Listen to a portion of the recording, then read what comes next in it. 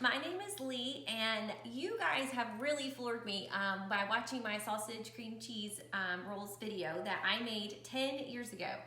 And I made that for a Paula Deen sponsored Philadelphia cream cheese competition. And I didn't win, and I thought 3 people would watch that video and that would be it forever. And we realized, my husband and I realized a week ago that I had like tens of thousands of views, and I was like, oh my goodness.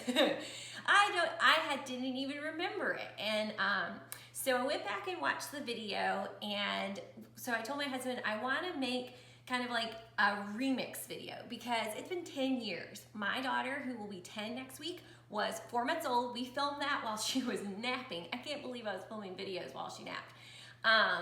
But I wanted to just kind of tell you what I do differently. I love my sausage cream cheese rolls the original way and kind of the new way. And honestly, through the years, they were just evolving as I made them, and I didn't even realize it. So, but you guys are super sweet with your comments.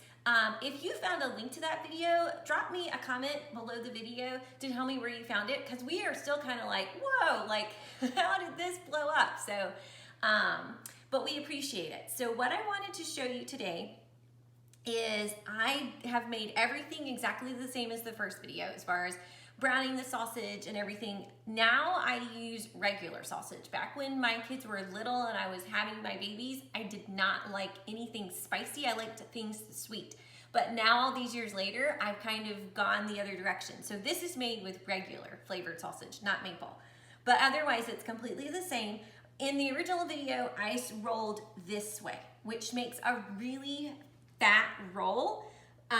And boy, she's a commitment if you're gonna eat that at a party. So what I do now is I roll on the long side. So what I'm gonna do today is I'm just gonna show you how I roll them differently, because what's gonna happen is when I cut them, and I'll show you this later, when I cut them, is I cut them a little smaller because somebody commented that they were a little doughy. And you know what? I bet that could easily happen, because in my old oven, it was a hot oven, and I didn't realize that. If you watch the first video, you notice I'm in a different kitchen. We've moved in those 10 years.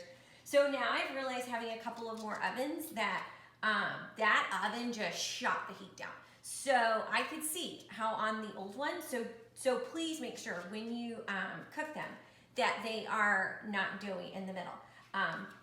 So I rolled this one long way. So what you're gonna see is when I put this on the pan, I'm gonna get more rolls out of each log. And I'm gonna show you that when we come back. But what I'm gonna do right now is, in the original video, I froze them for 10 minutes.